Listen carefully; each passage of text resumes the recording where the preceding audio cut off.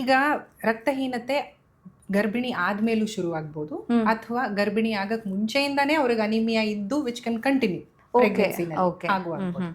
So ಗರ್ಭಿಣಿ ಆಗಕ್ ಮುಂಚೆನೆ ಅವ್ರಿಗೆ ಅನಿಮಿಯಾ ಇತ್ತು ಅಂತ ಅಂದ್ರೆ ಪ್ರಾಬಬ್ಲಿ ಪೀರಿಯಡ್ಸ್ ಆಗುವಾಗ ತುಂಬಾ ಬ್ಲಡ್ ಫ್ಲೋ ಆಗಿ ಮುಂಚೆನೆ ಅವರಿಗೆ ಅನಿಮಿಯಾ ಆಗಿತ್ತು ಅಂತ ಕಾಣುತ್ತೆ. ಸೊ ಅದು ಪ್ರೆಗ್ನೆನ್ಸಿ ಆದ್ಮೇಲೆ ಡೆಫಿನೆಟ್ಲಿ ಇನ್ನೂ ಕಮ್ಮಿ ಆಗ್ತಾ ಹೋಗ್ತದೆ. ಸೊ ದಟ್ ಅದು ಒಂದು ಮೇನ್ ರೀಸನ್ ಇರುತ್ತೆ. ಮುಂಚೆ ಯಾರು ಹಿಂಗೆ ರೊಟೀನ್ ಆಗಿ ಹಿಮೋಗ್ಲೋಬಿನ್ ಚೆಕ್ ಮಾಡಿಸಲ್ಲ. ಅಂದ್ರೆ ಅದೇನೋ ಏನಾದ್ರೂ ಒಂದು ಸಿಂಪ್ಟಮ್ ಕಾಣೋವರೆಗೂ ಯಾರು ನಾವು ಹೋಗಿ ಹಿಮೋಗ್ಲೋಬಿನ್ ಚೆಕ್ ಮಾಡಿಸಲ್ಲ. ಬಟ್ ತುಂಬಾ ರಕ್ತಸ್ರಾವ ಆಗಿ ಅವಾಗ ಏನಾದ್ರೂ ಅನಿಮಿಯಾ ಆಗಿರ್ಬೋದು. ಓಕೆ. ಪ್ರೆಗ್ನೆನ್ಸಿನಲ್ಲಿ ಅನಿಮಿಯಾ ಏನಕ್ಕಾಗತ್ತೆ ಅಂದ್ರೆ ಒಂದು ಮೇನ್ ಥಿಂಗ್ ನಮ್ಮ ಆಹಾರ. ಸೊ ಆಹಾರದಲ್ಲಿ ನಾವು ಐರನ್ ಕಮ್ಮಿ ಇರೋ ಆಹಾರವನ್ನು ಸೇವನೆ ಮಾಡಿದ್ರೆ ಡೆಫಿನೆಟ್ಲಿ ಅನಿಮಿಯಾ ಆಗುತ್ತೆ ಒಂದು.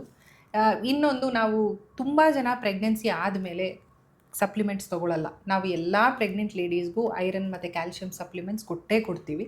So iron calcium supplements iron ತಗೊಳ್ಳದೇ ಇದ್ರೆ ಆಗುತ್ತೆ.